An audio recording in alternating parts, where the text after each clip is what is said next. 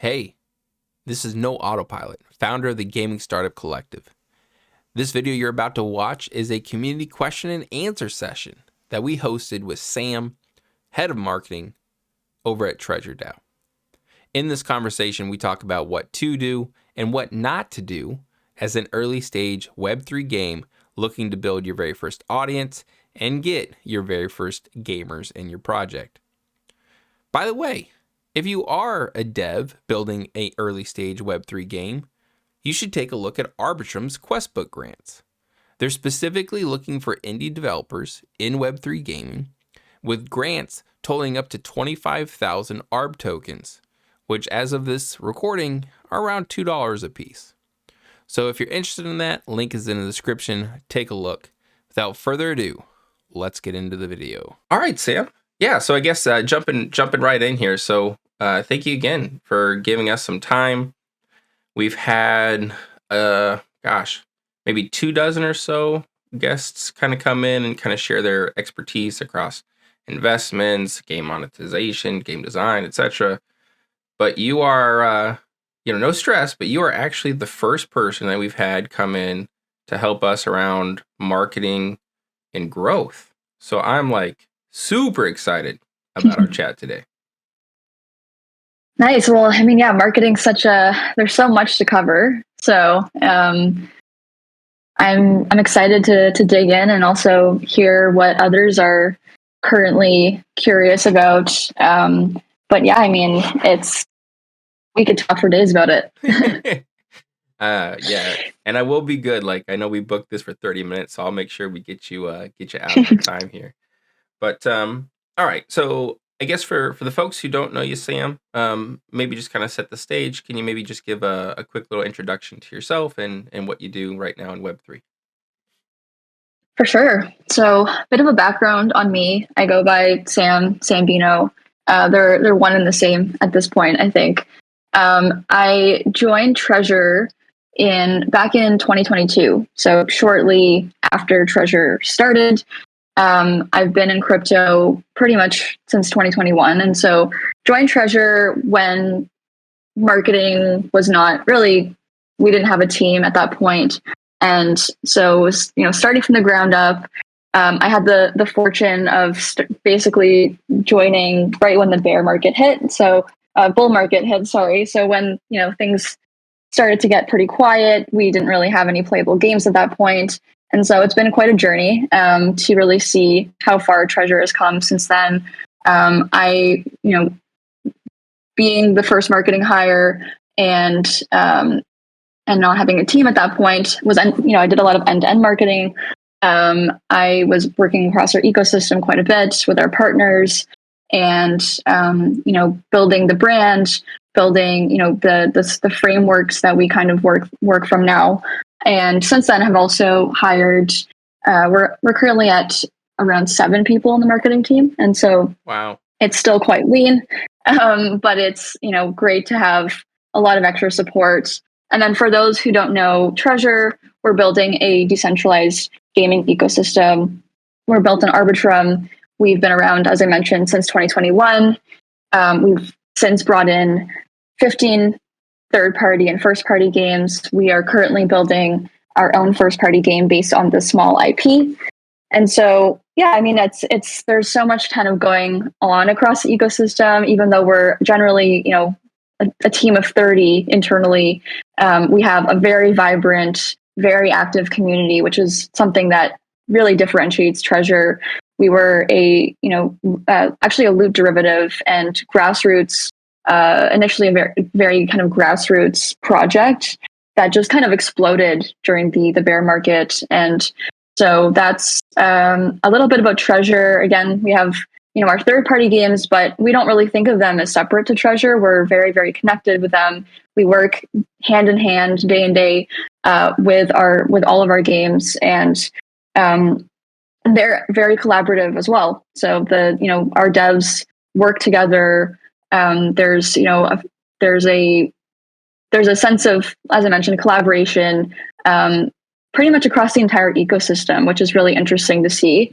And yeah, I guess most recently you might have seen that we announced our treasure chain proposal. And so that's something that we are working on this year, really getting all of our games onto the treasure chain, which will be our very own, custom gaming chain built atop Arbitrum. So that is, a little bit about me and treasure. It's wild how much has been packed in like such a short period of time. Yes. All right, a quick reminder, folks. So this is a community call. So feel free if you have questions you want to ask, you need to go up to the stage, or you can feel free to drop them in the chat. Either way works. Okay, so I guess a couple things that really stuck out to me is one, your tenure at Treasure is remarkable. You see a lot of folks kind of maybe doing 3-month stints, 6-month stints, and the fact that you're able to start from like the first marketing hire across all these evolutions of the project, while keeping like the brand integrity and running like successful campaigns, pushing like the goals of the organization. that is a ridiculous achievement. So I don't know if you've ever pat yourself on the back, but right now it might be a good opportunity. Thank you. I appreciate it. Yeah. What's up, JRP? JRP is my my trusty co-host in crime. Oh yeah, I've seen JRP around. Yo, what's good? Hey, Sampino. Great to meet you. And GG's on that 1 year or the 10 year. I've been in the space for a little bit now, and to stay in one thing for that long takes a lot of patience and obviously a lot of up and downs. And so excited to hear your thoughts today and how we can help the founder community. Brian, been building a killer kind of community, been pushing people, so many people here, and can't wait to hear the conversation. Yeah, thank you so much. So, I guess you've probably seen it because you've been in the Discord, but, our core member and most of the folks who are in the state or in the audience right now are bootstrapped founders. Maybe they've aligned with a protocol and they have like, a grant and maybe the start of an opportunity to build a community. But most of them are really focused on product, right? And right. A lot of ways that these folks kind of struggle, I think, is just having frameworks on, how can we share messaging about what we're building? How can we get people to actually pay attention to us in a noisy and crowded space? And I'm a bootstrap founder, so 40 of my hours a week are likely dedicated to building my product. So I maybe have 10 hours or 20 hours remaining to maybe try and focus on some of this other stuff. So I guess from a high level, can you maybe like walk us through your thought process in just approaching growth or marketing for a project or a service?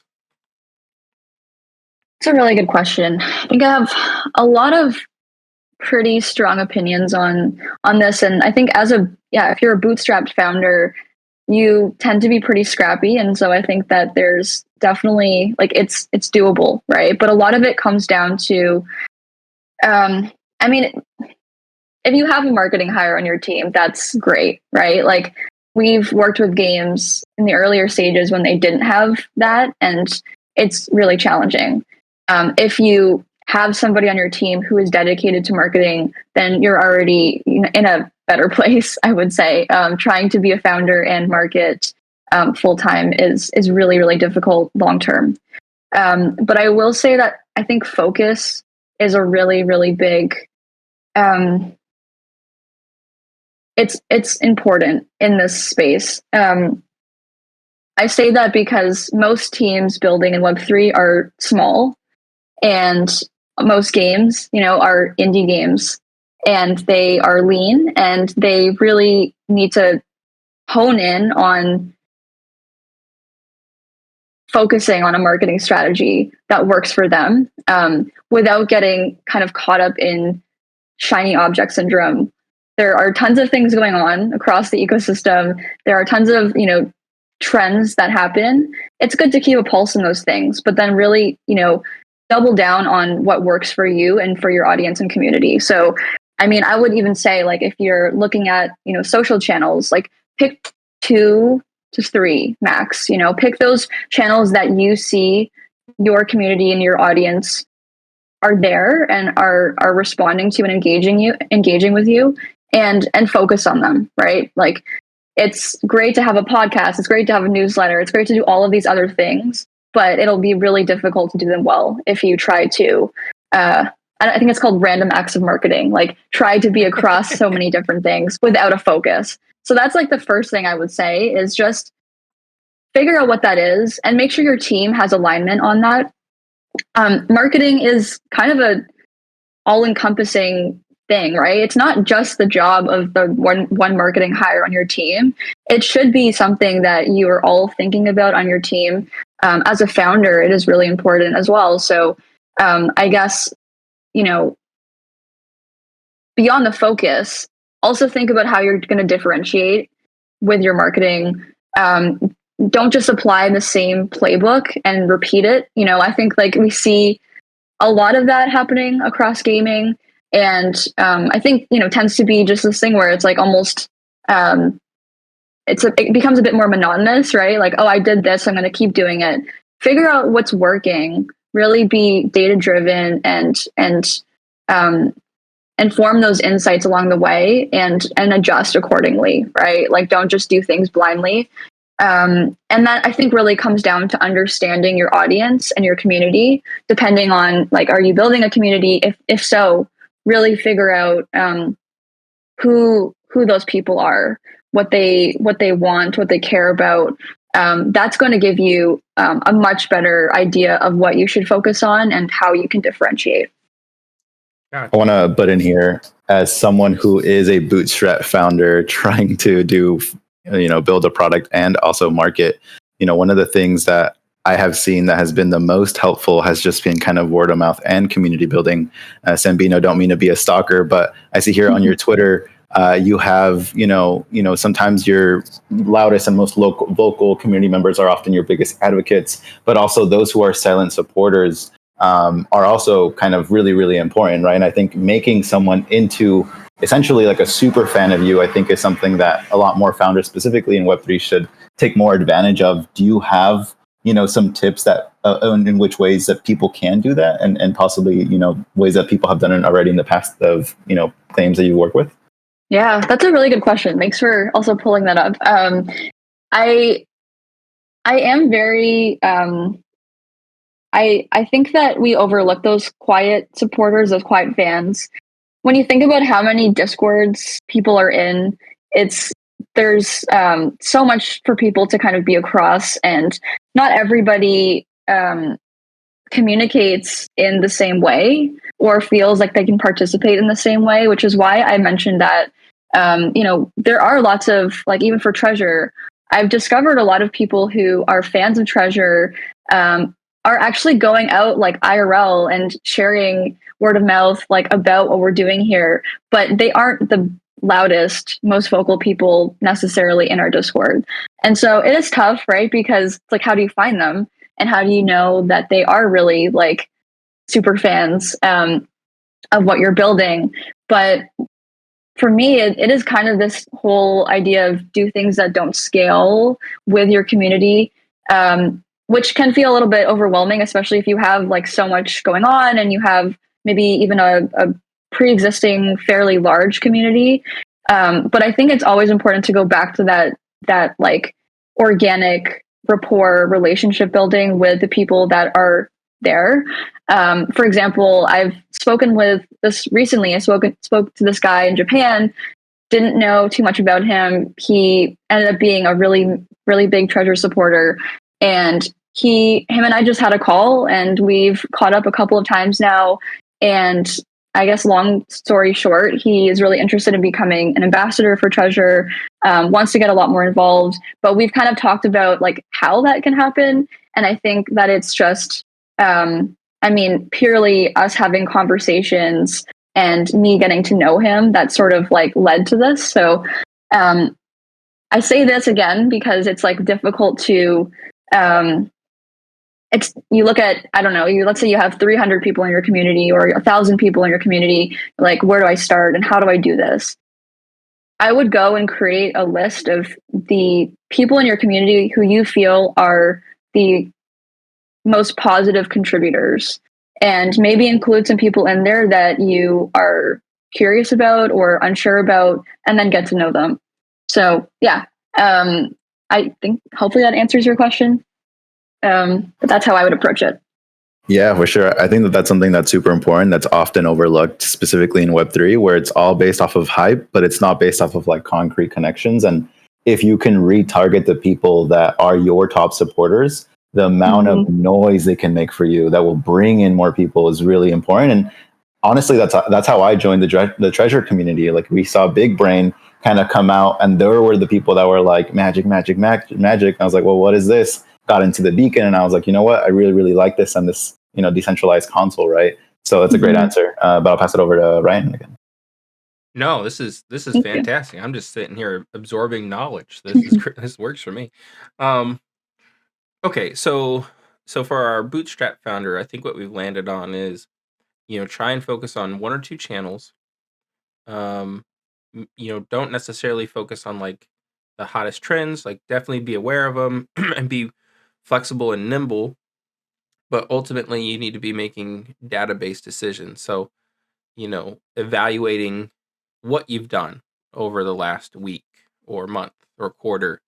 What were some of the more successful activities, and what metrics did that drive? And then maybe what are the things that took some time, but then didn't really drive any meaningful change? And then kind of drop the ones that maybe aren't working, and then double down on the ones that are. Did I kind of, I guess, restate that accurately? Great recap. I would also add too, and I guess just, another thing to point out is creating content around your brand's official content, your game's official content.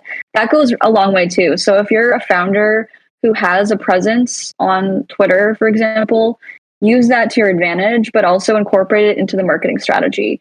If there are other, team members who are open to creating content, that's all part of your marketing strategy, and it's, in some ways, can be more impactful. And then that even extends to people who are really, really great advocates or proof points for your game. Leverage those people as well, because what other people are saying about your game, about your brand, about your project is more impactful than what you say about it. So I think, don't make that, think about that in the broader scheme of how you're going to approach marketing, and really double down on it, because people want to connect with authentic people much more than a brand. So I'll also just add that to the mix as well. Also want to quickly mention, and I don't want to turn this into a kind of a shill fest, but I think like specifically what I'm working on with Rev is touching exactly on this point of how can you know what events and what community members are your top supporters so that you can reward them. And I think this completely falls within a gaming community. Like, for a gaming community, if you know who's playing your game every single day, and you almost have like a progression system within your game to get people to keep on coming back, I feel like that's where I see a lot of communities currently lack. Is you have a really great event, 1,000 people show up, but then, let's say that you take a break for a month and then you do another event and maybe only like 5 people show up. And so being able to retarget, being able to know who's there and who you can reach out to, who are your top supporters, are really important. And I only see that being more important as we move away from hype cycles and we move into sustainable metrics. To your point, Ryan, like, we need to be data driven. Like, we just can't be, doing stuff just to do it. And to what Sabina is saying, like, you have to be very focused, because a founder can't do it all. Like, there's a point where you're just like, I can't grow this anymore. And it's interesting. I had a call yesterday with the founder that said, hey, we have like a really dope product, but we have no marketing and we're kind of shy. Like, you kind of have to have someone out there that's being vocal for you, because if you don't, then no one's going to know about the product. And I think sometimes that's what we're like trying to capture right now with play to airdrop, essentially. which is great, but I still want to see some of those retention features really kind of pushed in, which I think we're starting to, but only somewhat. 100%. Yeah, I mean, as you mentioned, doing things sustainably, and also, I mean, organic referrals, word of mouth, those things are much more kind of long-term and a lot stickier. So, making sure that your incentives are sustainable for you as well, right? Like, I think that we've seen a lot of games recently start to run out of funds because they're throwing a lot of money into activations that don't necessarily lead to retention. So, yeah, I think you really have to ensure that how you're approaching things is sustainable. And that crosses over even to like creator activations, right? Like how are you approaching that? And are they actually part of your community and deeply invested in your game? Yeah, there's man, there's so many threads we can pull on there. Before I kind of dive into that, I want to do a couple quick read throughs here. Apologize again for my voice, still struggling through this cold flu thing. But Tom says anyone that stays in more than 1 year in one project in Web3 is like, wow. JRP, GG Stambino. Philip, this is great. Was just looking to get in touch with Treasure today for looking for partnership information around his mini games and discussing using magic. Can't believe I didn't see this already scheduled. Clap, clap. Had a super fan talk about Treasure to me today. Facts. Wizard showed up. Building Dwarf, late as always, but still welcome, as always. And JRP, say it louder for those in the back. Right on. Okay, so I think, I guess another concept that I'm not, I didn't go to university necessarily to learn marketing, but I've had some hands-on experience afforded through Web3. And one thing I've seen be somewhat successful is when you look at these things, look at it as a funnel. So you kind of have your, social media platforms, your Twitter, YouTube, LinkedIn, like whichever is most relevant to your ideal customer is at the top. And then you kind of have your Discord, your Telegram in the middle, and maybe that's where people are building closer relationships with you, learning more about your team, getting more indoctrinated into your product, your service, your value, your mission. And then at the end of it would be, your game or your service. I guess is that how you kind of view these things too, Sam, in terms of structure and funnel, and maybe you assume 10% of the people who come across your socials will actually come to the Discord, and then maybe 5% of those will convert into actually using your platform, or is that maybe a bit too nuanced? Yeah, it's a good question. I think with Treasure, it is we do have a lot of different touch points, I would say, because you think about our third-party games, some people might find their way through Treasure, through the Beacon, or through IP, like small, right? And so that's one way that we kind of look at things. Alternatively, you might find your way into the community. You might have, there we have OGs, of course, in Treasure who are just community members, and now they're finding their way into the games. So there's I think a slightly it kind of depends on the type of user. And that's why we're also, of course, we're very concerned about and focused on getting people into our games. But we also look at Treasure a bit more holistically. So even if you may be like a casual gamer, you might play some of our games, but if you're participating in the community in other ways, helping grow it, being part of governance,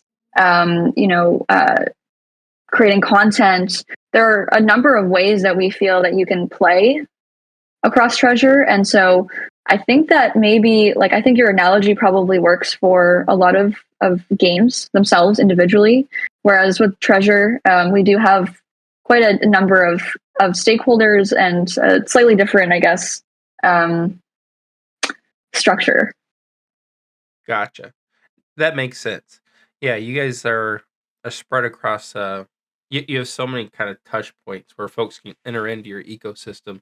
I could see how it would be, likely more, not necessarily complex, but just more.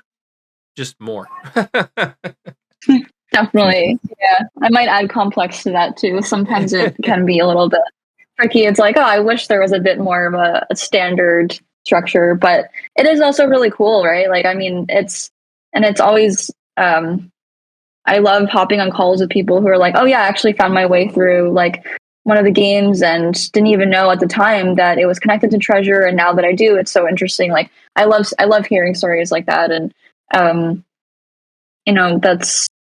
that's really what it's all about. All right. Yeah, I wanted to ask. Sorry, go ahead, Jared. Is that okay? Dope. I wanted to ask for like a lot of these early stage founders, and some of which I advise that talk about launching a token as an incentive for marketing or to like lower their cost of acquisition. I'm curious to hear, maybe from some of the earlier stage games that you work with that have a product, like what is like the best way that you can use tokens, free mints, NFTs that you've seen that can be used to grow your community and to have an effective marketing campaign that is ideally not diluting you or setting you up for expectations that will kind of tear down your community in the future, which I think we've seen like done over and over again in the past. Yeah, totally. It's a good question. I don't know if there's like a perfect solution to it yet per se, but I think that's why we're starting to see like play to airdrop being a big one, because it is more, it's more targeted, and I think you really, at the end of the day, like if you're going to launch a token, you want to make sure that it incentivizing the right people, and those should be the people that are playing your game because they really enjoy playing your game, and they're also, I guess, to add to that, people who you see as positive contributors to your community. And so that is difficult to track, as you mentioned before, and I think it's there is some risk with something like that. So I would say, tread carefully and don't. I guess going back to my original point, don't do it desperately. Don't do it. Because you feel like you have no other option or you're stuck. I think you have to make sure that you're ready for that. When it happens, I think be ready for the success of it, be ready for what's next after the token drop, and make sure you have enough content and enough for the new people and the growth around your community to actually sustain months ahead. And I think that's a big thing that really will make or break a game in Web3 right now. So I want to be a little bit spicy and ask you, do you think that if you were a game that had 100 really loyal community members and you knew that they were loyal because they've been doing something within your community for a year, that maybe a good model to market the game is to just give those users essentially like a token airdrop, like whatever percentage of the total supply? Do you foresee that being something that can be useful? I definitely can't say that I'm an expert at this per se, but I think it depends on the game and it depends on your goals, right? Like, and if you're, it's such a tough question to answer, because I do think that the people who are there and who have been advocating for you should get something, especially if you see that they are valuable to your community. So I will say that. But if you are also trying to target new users, then you might also want to look to expand beyond those 100 people to start as well. So I don't know. I don't think there's like a one case fits all. But I think just being very intentional about it and understanding what your goals are and then going from there is really key. Love it. Thanks. So folks, we have 3 minutes before we're going to get Sam out of here and back to building Treasure into the amazing community and project that it is. So if you have any questions, feel free to drop them. Philip, are you looking to expand? And if so, how? currently. Any grants for new projects that integrate? Yeah. Good question. Yeah, I mean, I would say that we're definitely looking to bring in more games. We always are. It's right now because we're on the verge of launching our chain. That may, we kind of don't want games to have to migrate twice. That would be a little bit of a pain. So I think that especially once we have our own chain, that will be a big focus for us is bringing in more games, bringing in very aligned builders. So we're not looking to bring in like hundreds of games all at once. We want to work with devs that really understand and are excited by the Treasure vision.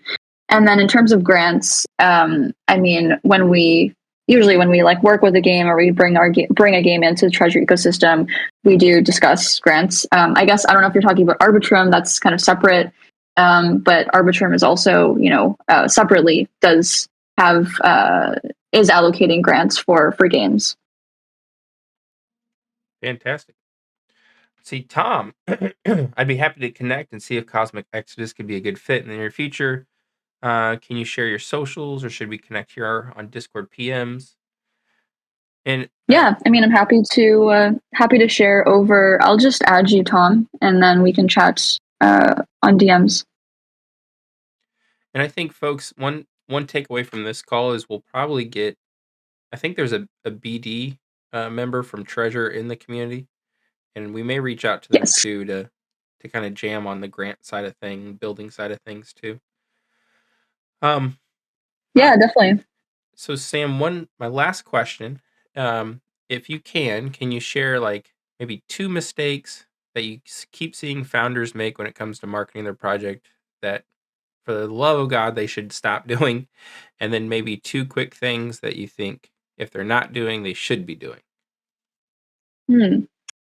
Really good question. I think I will say random acts of marketing. I'll go back to that one. Trying to be across every platform and every channel in marketing. Don't do it. It's not going to end well for you. Just for your sanity and for the sake of your game, I think really focus on what channels are going to be the highest engaging channels for your audience and for your community. I think that creators, working with creators, one thing that I've seen some games do is not build relationships with them and just give them money and in exchange like create content for my game. I would say like make sure you really build good relationships with Web3 creators and obviously traditional creators too if that's who you're working with. And by that I guess I mean engage with them in Discord, engage with their content, share feedback, ask for feedback about your game, and also amplify their content on Twitter.